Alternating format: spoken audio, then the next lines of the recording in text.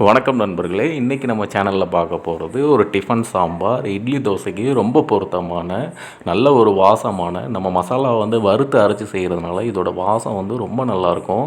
இதில் பார்த்திங்கன்னா காய்கறிகளும் ரொம்ப அதிகமாக சேர்த்து ஹெல்த்தியாக நமக்கு ஒரு காலையில் சாப்பிட்றதுக்கு ஒரு ஹெல்த்தியான ஒரு சாம்பார் இன்றைக்கி செய்ய போகிறோம். வாங்க அதை எப்படி செய்யலாம்னு பார்க்கலாம்.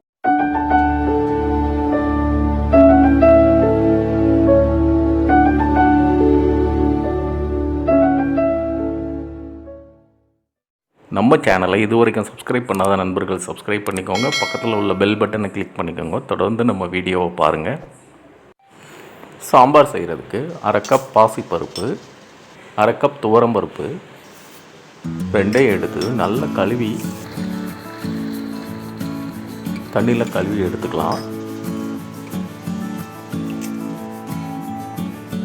அதோட 2 கப் தண்ணி சேர்த்து வேக வைக்க போகிறோம். கொஞ்சமாக மஞ்சள் தூள் சேர்த்து குக்கரில் 3 விசில் அளவுக்கு நல்ல ஃபுல் ஃப்ளேம் வச்சு வேக விடலாம். வேகட்டும்.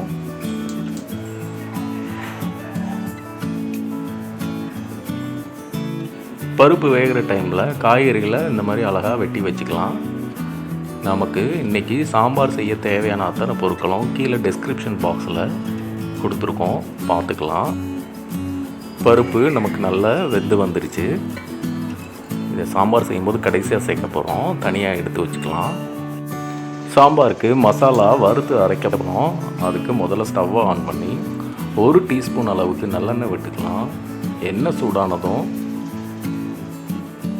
மல்லி விதை ஒரு 2 டீஸ்பூன் அளவுக்கு சேர்த்து லைட்டாக அதோட நிறம் மாறுற வரைக்கும் ஒரு 30 செகண்ட் வறுக்கலாம். வறுத்துட்டு வத்தல் ஒரு 10 வத்தல் போட்டு அதையும் ஒரு நிமிஷம் வாசம் வர்ற வரைக்கும் நல்லா வறுத்துட்டு தனியாக எடுத்து வச்சுக்கணும். அதே பேனில் 1/4 டீஸ்பூன் அளவுக்கு வெந்தயம் சேர்த்துட்டு லேசாக அதை நிறம் மாறுற வரைக்கும் வறுத்துக்கலாம். நிறம் மாறிடுச்சு.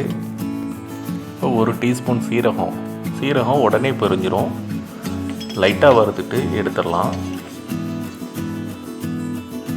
நம்ம ஏற்கனவே வறுத்து வச்சுருந்த வத்தல் மல்லியோட அதையும் சேர்த்து வச்சுக்கலாம். திருப்பி கொஞ்சமாக எண்ணெய் விட்டு கடலைப்பருப்பு 1 டேபிள் ஸ்பூன் அளவுக்கு சேர்த்து லேசாக நிறம் மாறுற வரைக்கும் வறுத்துக்கணும். வறுத்துட்டு அதோட நம்ம தேங்காய் துண்டுகள் ஒரு 2 டேபிள் ஸ்பூன் அளவுக்கு சேர்த்துட்டு கருவேப்பிலை கொஞ்சமாக சேர்த்துக்கலாம். சேர்த்து தேங்காயோட ஈரப்பதம் போகிற அளவுக்கு ஒரு 2 நிமிஷம் வதக்கி எடுத்துக்கலாம். நல்லா வதங்கி வருது. இப்போ ஸ்டவ்வை ஆஃப் பண்ணிவிட்டு இந்த நம்ம வறுத்து வச்ச அத்தனை பொருட்களையும் நல்லா ஆற விட்டு ஒரு மிக்ஸி ஜாரில் போட்டு கொஞ்சமாக தண்ணி விட்டு அரைச்சிக்க போகிறோம். மிக்ஸி ஜாருக்கு மாற்றிடலாம். நல்லா ஆறட்டும்.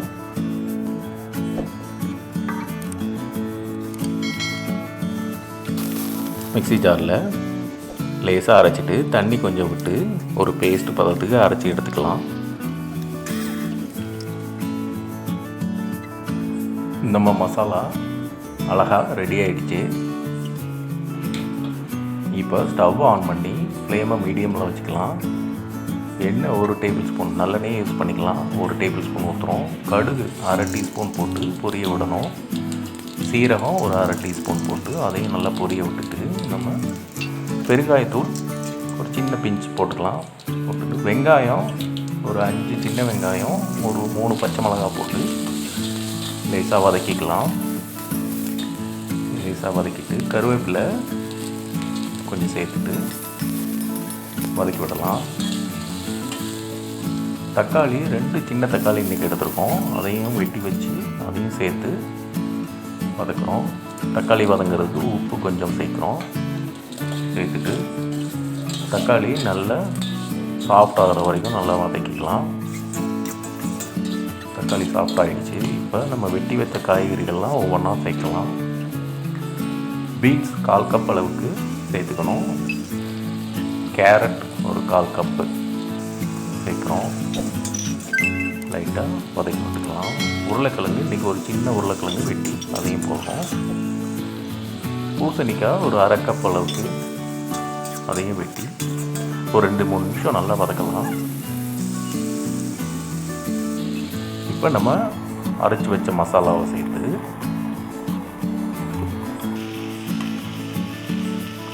நல்லா பரட்டி விட்டுக்கலாம். மசாலாவோட காய்கறிகளையும் சேர்த்து ஒரு 2 நிமிஷம் நல்லா கலந்து விடலாம். கலந்து விட்டாச்சு. இப்போ தண்ணி சேர்க்குறோம். 2.5 கப் அளவுக்கு நமக்கு தேவையான பதத்துக்கு ஒரு 2.5 கப் தண்ணி சேர்க்குறோம். தண்ணி சேர்த்து நல்லா கலந்து விட்டு மூடி போட்டு ஒரு 10 நிமிஷம் நல்லா கொதிக்க விடணும். நல்ல ஃப்ளேமில் இருக்கட்டும். ஃப்ளேமை நல்லா ஃபுல்லாக வச்சுக்கலாம். கொதிக்கட்டும். இப்போ 10 நிமிஷம் ஆச்சு. நம்ம திறந்து பார்த்தோம். காய்கறிகள்லாம் நல்லா வெந்து வந்துடுச்சு. இப்போ நம்ம ஏற்கனவே வேக வச்ச பருப்பை இந்த டைமில் சேர்த்துக்கலாம். பருப்பு சேர்த்து ரொம்ப நேரம் ஃப்ளேமில் இருக்கக்கூடாது. ஒரு 2 நிமிஷத்தில் ரெடி ஆகிடும். நல்லா கலந்து விட்டுக்கோங்க. இந்த டைமில் கலந்து விட்டு உப்பு தேவைன்னா கொஞ்சம் போட்டுக்கலாம். உப்பு செக் பண்ணி போட்டுக்கோங்க. அவ்வளோதான், நம்ம சாம்பார் ரெடி ஆயிடுச்சு. அவ்வளோதான், சாம்பார் நமக்கு நல்லா ரெடி ஆயிடுச்சு. கடைசியாக கொத்தமல்லி தலைகள் கொஞ்சமாக போட்டு கலந்து விட்டு ஸ்டவ்வை ஆஃப் பண்ணிக்கலாம். ஸ்டவ் ஆஃப் பண்ணிவிட்டு கொஞ்சமாக நெய் ஒரு டீஸ்பூன் அளவுக்கு சேர்க்குறோம். இது என்னென்னா நல்ல ஒரு வாசமும் நமக்கு அருமையாக இருக்கும். ஹோட்டல் ஸ்டைலில் இருக்கும். அதனால் இந்த நெய் கொஞ்சமாக சேர்த்துக்கிறோம். இந்த மசாலா வாசமும் நெய் வாசமும் சேர்ந்து இந்த குழம்பு, இந்த டிஃபன் சாம்பார் வந்து பார்த்திங்கன்னா ரொம்ப அருமையாக இருக்கும். நீங்களும் செஞ்சு பாருங்கள் வீட்டில். எப்படி இருக்குன்னு சொல்லுங்கள். கண்டிப்பாக உங்களுக்கு இந்த வீடியோ பிடிக்கும். லைக் பண்ணுங்கள், கமெண்ட் பண்ணுங்கள், ஷேர் பண்ணுங்கள். தொடர்ந்து நம்ம சேனல் வீடியோவை பாருங்கள். நன்றி.